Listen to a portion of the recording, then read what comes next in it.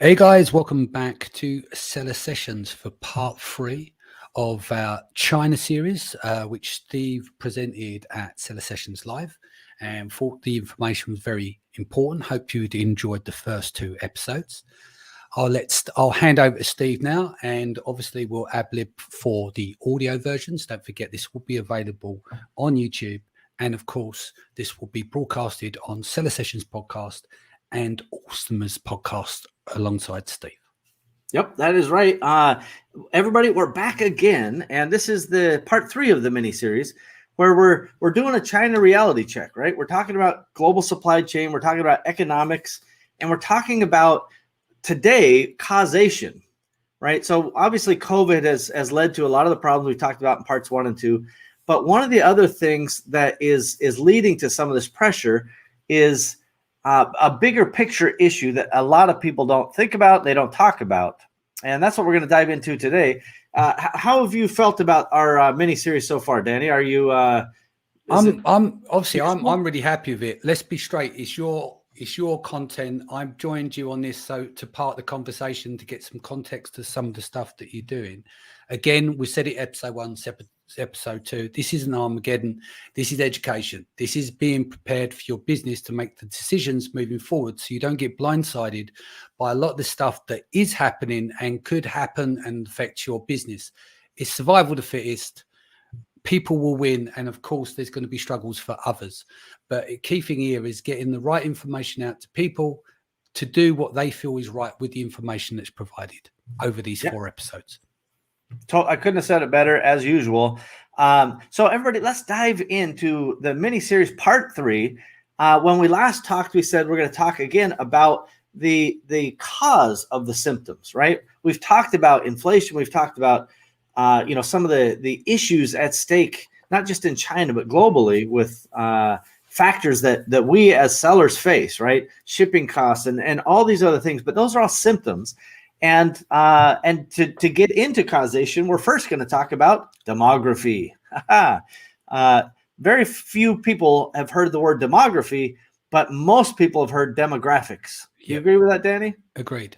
Yeah, so demographics get into some of the details that we might think about, but demography is really more of the high level, like how many people are there and what are their ages and are they male or female and are they growing or shrinking and so on and so forth. So I'll talk as we go about why demography is important, but a fellow named Peter Zehan is really a geopolitical expert and has made his slides public, so we're borrowing those for this purpose. And he has this beautiful slide that shows France in a demographic or demographic. No, demographic is the same as demographic. The demography is declining. So the EU without France, I'm going to show you France in a minute. It's basically elderly population, obviously, is one of the larger groups, right? The baby boomers. And then you kind of move through, and it turns out a lot of Europe, the baby boomers didn't have kids or not that many kids. And that continuing reduction in fertility, which is the output of children, essentially, continued into Gen Z. So Gen X was not a huge boom, after the baby boom, and then millennials got smaller. Gen Z has gotten smaller yet again. Now, this is important because, and I'll talk about some of the nitty gritty here, but Danny, I'm sure you would agree that you've heard a lot of talk about millennials, yes? Yes, of course. So we start throwing around words like baby boomer, Gen X, millennial, Gen Z, whatever, but we don't always apply meaning to those words. We just think, oh, well, that means how old somebody is. Yeah. But really it means... Or you get a different generation complain about the younger generation and say it's not like how it was in our day. Yeah. No, get off my lawn, you millennials. Yeah, that's exactly right. And by the way, the young ones don't like the old ones don't like the young ones, but for all the different reasons. And what I would say is that it's really important for us to understand that the ages of a population have a great deal to do with their behavior from an economic perspective. So just think about how a grandparent might, save their money, or might be on a fixed income, or might have very, very different kind of economic consumption patterns than somebody in their 20s. Reasonable to think of, Danny? Yeah. And I think if we take a little bit of context to the side as well, marriage rates are declining heavily. The divorce rate is very high, over 51%. I think, yeah, it's over 51%, and more people are not getting married.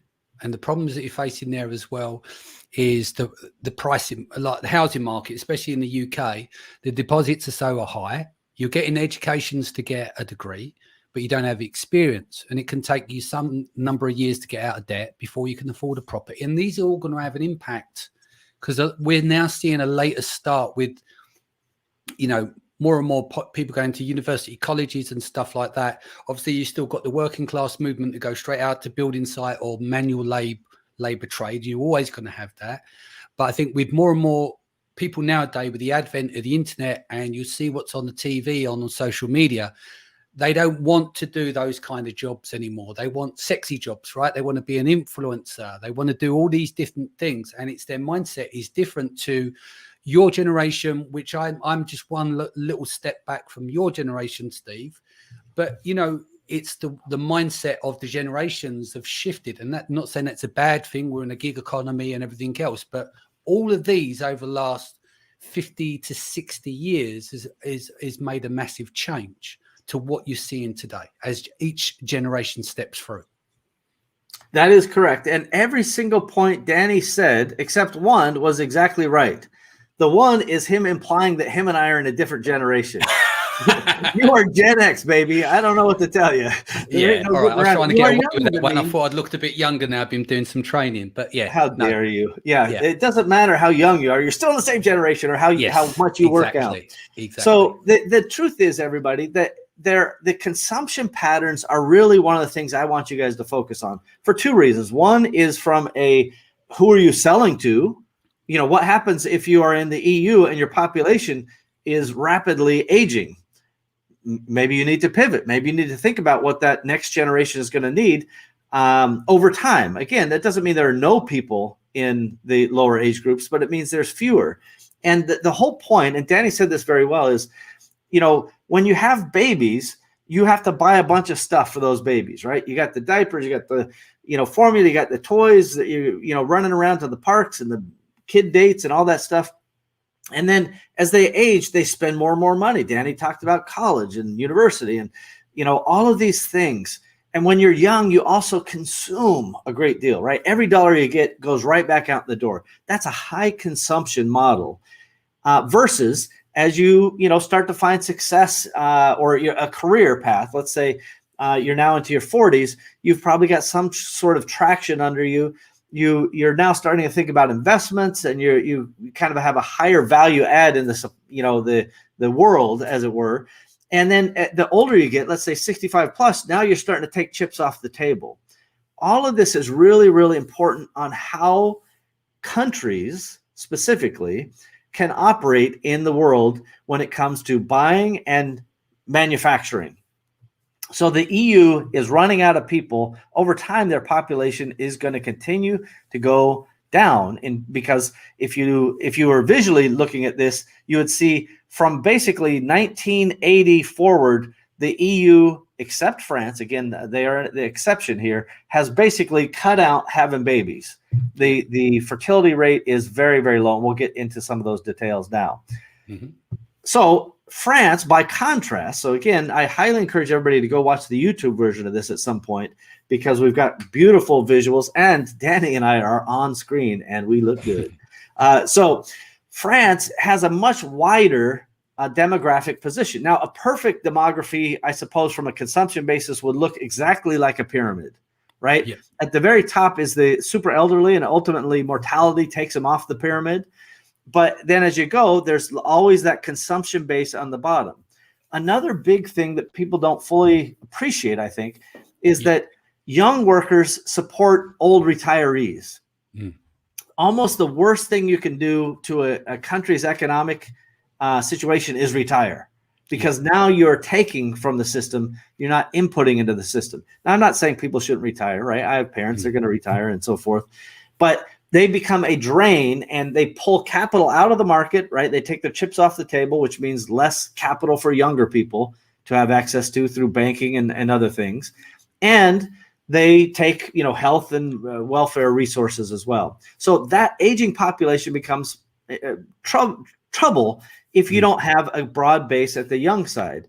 And the ratio of workers versus retirees is important. And again, we'll talk about that later. So France looks pretty good. It's definitely a consumption economy.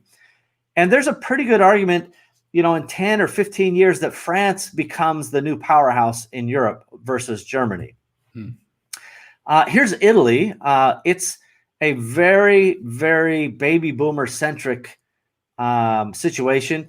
And without getting into the, kind of the cultural differences between countries, the retirees are happening like crazy there, right? And so fewer and fewer workers means, that's where your tax base comes from, the workers, and the retirees and so forth are who take that tax base. Now, again, this is not a judgment about this. This is economics, right?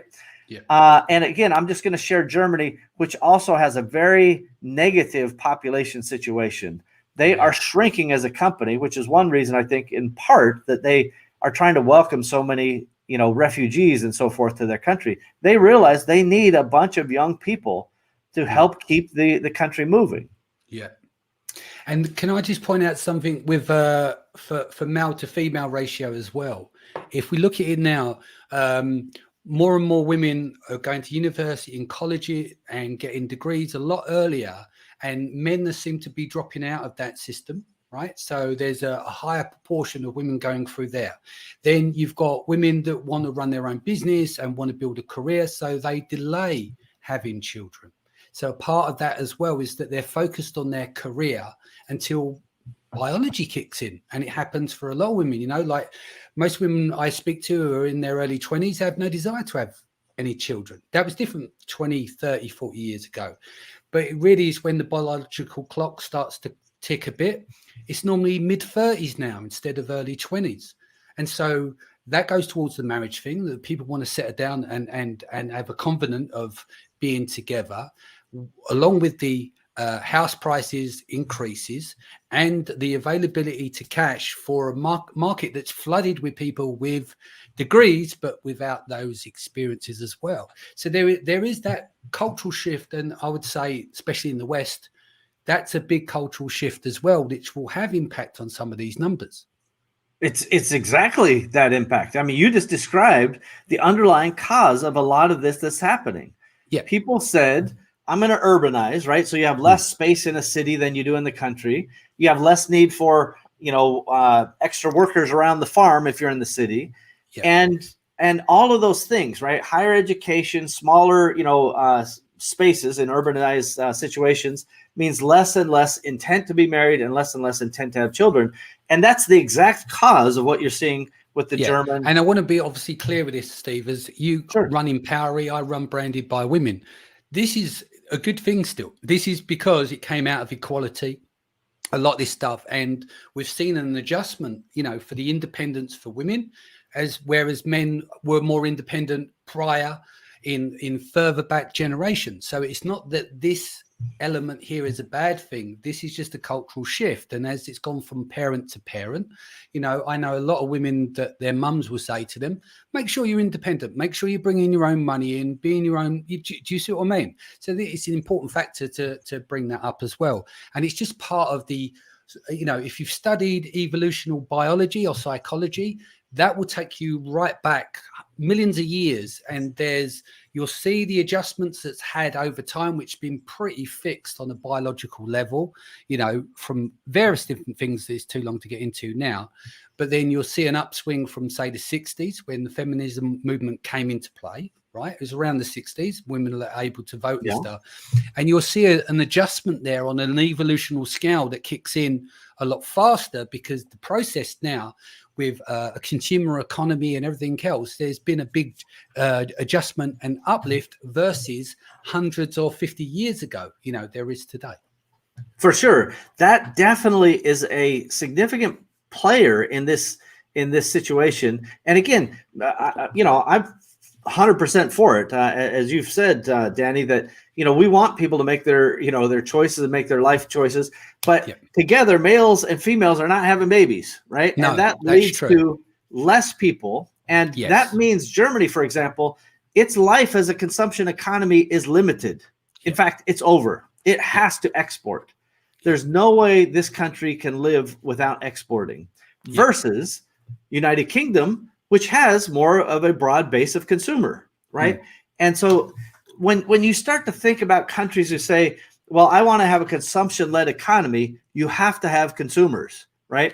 And so the United Kingdom has a pretty broad base, and really this is one of the, regardless of what you feel about Brexit, the EU lost a big opportunity because this is a giant consumption market. Between the United Kingdom and France, those are the winning kind of consumer economies going forward. Everybody else has to export. And when you are forced to export, you are put yourself kind of in, let's just say the world has to be a stable place for exports to work. And that's part of the issue. Just to kind of carry on and move forward, the United States also has a broad consumption base. And the United States and France and England and New Zealand, these are countries, there might be one or two other developed nations that are in pretty good consumption shape, but most developed nations are in a reduction phase, right? They're turning into a need for export. The problem, Danny, is if every country in Europe, save two, the broad base of Europe as a continent, are export, you have to have some place to export your stuff to, right? So there will be a giant shift in capitalism and consumption based on just the simple fact that, if everybody has to export, who are they going to export to? They're going to export to the consumption economies. Okay, so now let's go to China. And so all of that was a little bit of demography lesson and talking about Europe and the United States as examples. China in 1950 looked like a pyramid, and a relatively short pyramid because lives were short back then, right? The percent of people who lived long age in pre-industrial societies is very, very low, right? That's just not the way it works. And then after World War II, the baby boom, which happened globally, happened in China as well. So if you look at a 1950 chart, which those looking at the visual version of this can see, there's a big baby boom after the end of World War II.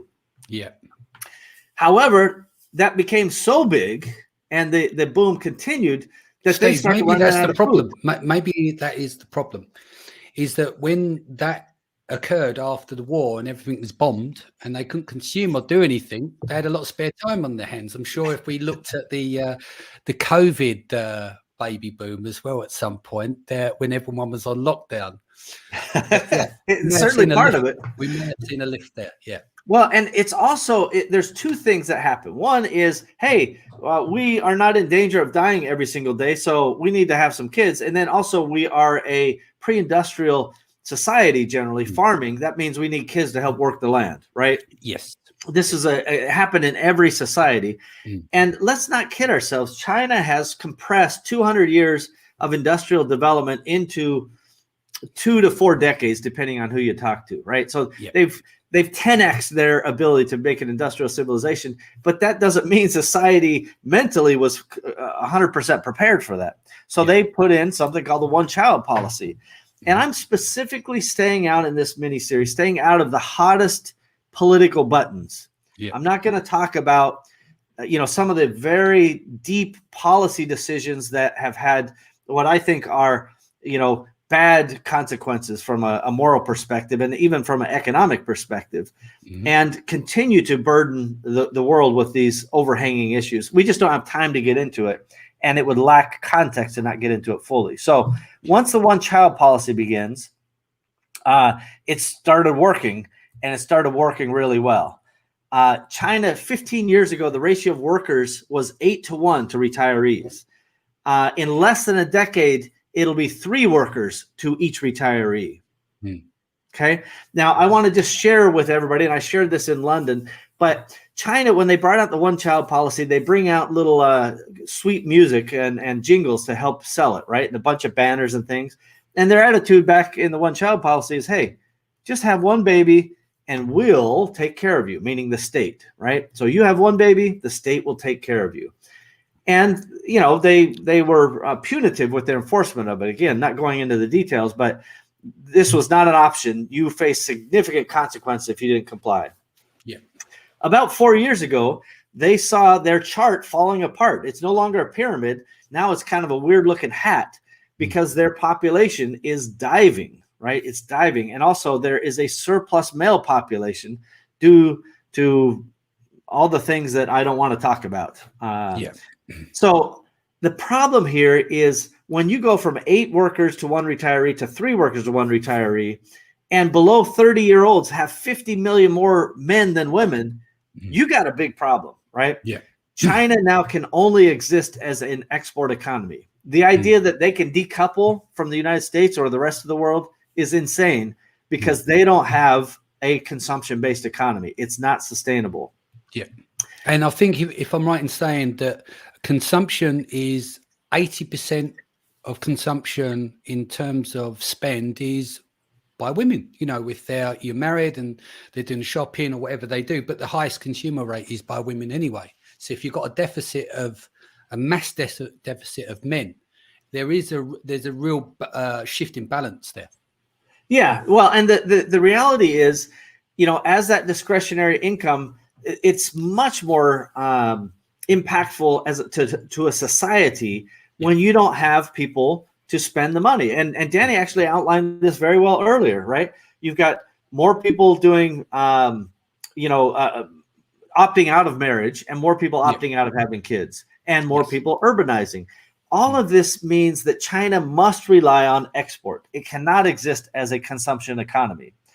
As a contrast, here's India, right? It's like a beautiful stacked pyramid in many ways. Yeah. And that just means that India, for better or worse, they have people, right? Now, they do have a crazy amount of male overhang as well, which I haven't put on the chart.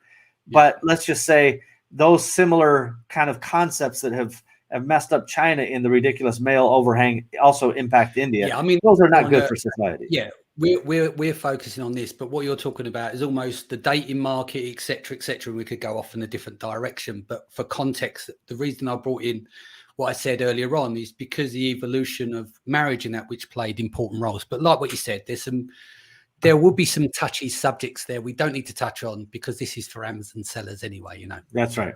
So, but all of this is important because I'll wrap it all up for you in a bow here in a couple minutes. But the point is, demographics count. Demography matters. So here's Mexico as well, pretty much a perfect pyramid.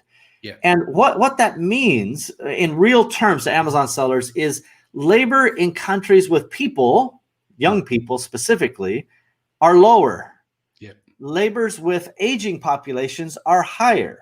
So from the time I went to China 20 years ago, the cost of labor has increased by 12x, right? That is not sustainable. And by the way, those people don't want to make less money in the future. They want to make more money. So it makes China less and less desirable as a labor resource. And I put for the visual folks joining us, how Mexico and Vietnam are substantially better pricing than China as we speak right now. And India would be half again as much as Mexico. Yeah. Okay. Now that's just the labor side. And labor, if labor is increasing as a cost, even globally, you have to index yourself against where does the labor base point begin. And it's all obviously below the United States, but the United States, for its factory base, employs a lot more technology and automation. So does that make sense to you, Danny? You kind of get the gist? Yeah, totally. How would you want to wrap this finally in the bow, just to go over these key points? We've covered a lot here, especially pertaining to the evolution of how men and women have changed, the implications of marriage. We even got into it, but birth control, right? Female birth control. These will change things as well.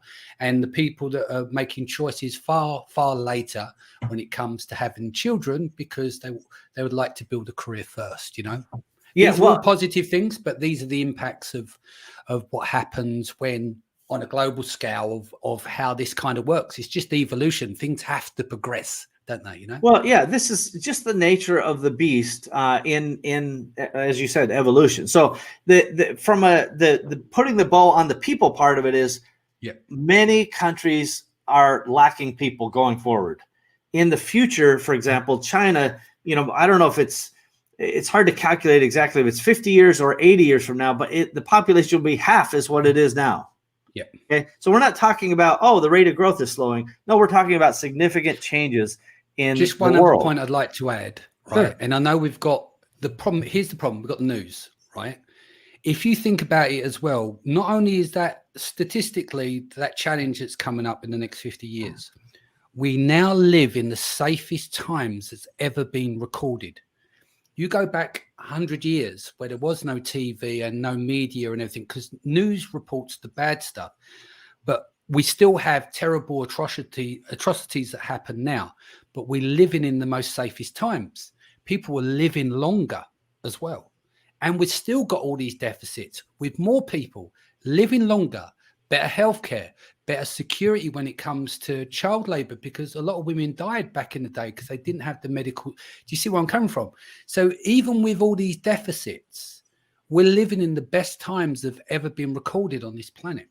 Without a doubt. In fact, it's arguable and in fact probably provable that the average person, certainly in Western civilization, lives better than the monarchs of the old days, right? We have libraries of Alexandria times 1,000 on our phones. We have access to education and healthcare and just easy living. So you're quite right. Do you know the irony though? But now we're in a culture where we all have a meltdown when we don't have our charger for our phone. Yet there were people starving, going outside to use an outside toilet at 3 o'clock in the morning. Not so long ago, Yeah, one of my grandparents lived in a house without the indoor plumbing. Yeah. So just a quick note. So we've talked about people. We've also in prior segments talked about the energy problem that's hitting China. So this again ties back specifically to Amazon sellers. If you have delays on your shipments due to shipping, if you have delays due to production, this is one of the things that's going to hit us, I would say, for the next 6 to 8 months, for sure. China didn't run out Bitcoin just on a policy basis, although they don't want to lose control. They ran out because they don't have the power to spare. And as if things weren't already bad enough, literally, as we record this, there are floods that are shutting down some of the country's coal mines. And the fact that China has decided, Australia had the audacity to say, hey, we should look into this Wuhan coronavirus. China then replied that Australia was the gum under China's shoe and stopped importing coal from Australia. Now, without, again, weighing in on, which side is one or the other, China cut its nose off despite its face. It needs the Australian coal. Their power plants are tuned to Australian coal. So if you have coal from Australia, their power plants will run 20 to 30% more efficiently than they do on the Mongolian coal and some of the other coal production areas because of density and size and various other things that are related to thermal fuels. Yeah. Now, this is all important because it's how your factories get power, largely. 66%, again, of power is thermal, driven by coal in China. So power and people are a problem. Yeah. Right? And what does it take to run factories? It takes energy, it takes people, which we talked about, and it takes raw materials. Yeah. There are some raw materials that come out of China. There's cotton, but it happens to be in the Xinjiang region, which is fraught with all kinds of political problems. Again, I'm not willing to wade into that right now, but the United States, for example, has banned cotton from that region for its purposes, or for its, I think, legitimate political complaints against China. China said it's not legitimate, so people will make their own judgments. So there's some raw materials in China, but not nearly enough. All of this put together means China in the future is less competitive, frankly. They have higher labor. They have increasing energy problems. And by the way, 2 years from now, 3 years from now, you will see China even having more energy problems. And that's while the world remains safe, right? The U.S. basically put everybody on the same side after World War II. There are going to be some issues if that breaks down because China imports all of its energy, oil, coal, the natural gas, which is a component of oil. All of that stuff comes in. So China has a lot of pressure. And again, I love China. I have a China team. I go to China all the time. The food's great. The people are great. but I have to deal with the realities of what's coming. So I want you guys to think of Mexico and India for future development of products. And we'll talk maybe just a little bit about that for a second here in a minute. For the UK and the EU, you can look, in a broader perspective, including starting in the Eastern Bloc of the EU, and really thinking outside the box. Maybe it's Turkey, maybe it's even Vietnam or India. But if you start developing these resources, there are some upside scenarios. And then there are other things to consider. But if you sell in the United States market, as an example, the USMCA, which is NAFTA Part 2, is really, really good for production, which means Mexico has the energy, they have the labor, they just need the raw materials. Mm-hmm. So if we can solve raw materials in Mexico, they become extraordinarily viable. Powerful, yeah. Yeah, and the problem is you cannot just go to mexicobaba.com or whatever and send a picture and they pop out a product for you. They're not equipped to do it. They don't have the skills. You have to develop it a little bit more. Yeah. And I can tell you here, if you just go to empowery.com and ask for a Mexico, kind of design and sourcing agent, we'll refer you to a wonderful, place. I say we, but I'm just a volunteer at Empower. Yeah, it's a nonprofit co-op, but it can help you start develop Mexico today. But it will take time. It'll take 6 to 12 months probably to develop a good factory in Mexico. Yeah. Again, if your primary market is the United States, you really need to look at this. We are looking at it. We will buy equipment from China if necessary and set up factories. Even if we are buying the equipment for the factories, we will teach them how to make stuff.